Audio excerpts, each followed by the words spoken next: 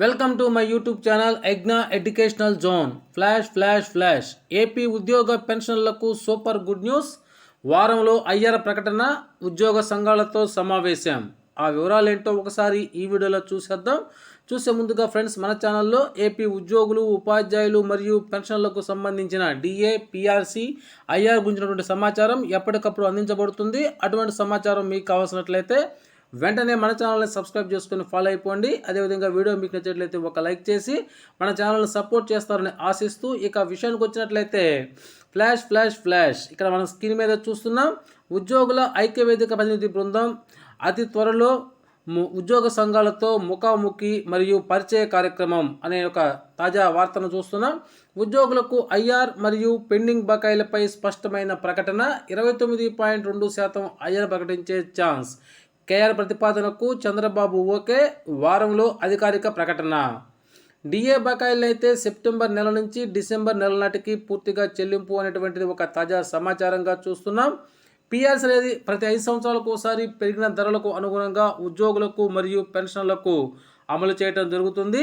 11వ PRs అనేది 2018 July నుంచి అమలు కావాలి. కానీ ప్రభుత్వం 2020 ఏప్రిల్ నుంచి మానిటరీ బెనిఫిట్స్ ఇస్తూ జనవరి 2022 జీతంతో కలిపి ఇవ్వటం జరిగింది.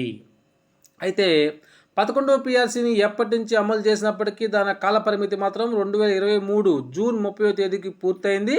2023 జూలై 1 నుంచి 12వ పిఆర్సీ అమలు కావాల్సి ఉంది. దీనికి సంబంధించి ఏపీలోని అప్పటి ప్రభుత్వం రిటైర్డ్ ఐఏఎస్ అధికారి అయిన మన్మోహన్ సింగ్ చైర్పర్సన్గా జీవో నెంబర్ 68ని విడుదల చేస్తూ ఒక కమిటీని కూడా ఏర్పాటు చేయడం జరిగింది. దీనికి 1 సంవత్సరం పాటు సమయం ఇవ్వడం జరిగింది. అయితే ఇటీవల ఆ కమిటీ చైర్మన్ కూడా రాజీనామా చేయడం జరిగింది. అయితే ఇప్పుడు పిఆర్సీలో కదలిక మొదలైందని చెప్పవచ్చు. అయితే 12వ పిఆర్సీని ఎప్పటి నుంచి అమలు చేసినప్పటికీ 2023 జనవరి డిఏ మరియు 2023 జూలై డిఏలను బేసిక్ పేలో మెర్జ్ చేస్తారు. ఆ విధంగా 2023 జూలై డిఏ 3.64% కూడా కలిస్తే అప్పుడు మొత్తం డిఏ మనకి 33.67% అవుతుంది. ఇప్పుడు 12వ పిఆర్సీని అమలు చేస్తే ఉద్యోగ ఉపాధ్యాయ పెన్షన్లకు బేసిక్ పే ఎంత పెరుగుతుందో ఒకసారి చూద్దాం.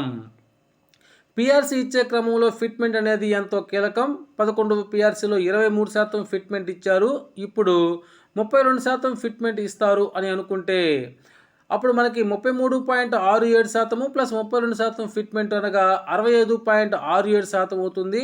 ఈ మొత్తము బేసిక్ పేకి పెరుగుతుంది. ఉదాహరణకి ఒక ఉద్యోగి లేదా పెన్షన్ యొక్క బేసిక్ పే 40,000 రూపాయలు అని అనుకున్నట్లయితే ఇప్పుడు new basic pay is equal to 40,000 into 165.67 divide by 100 అనేటువంటి ఫార్ములా సహాయంతో 66,268 రూపాయలు బేసిక్ పే అనేటువంటిది వస్తుంది.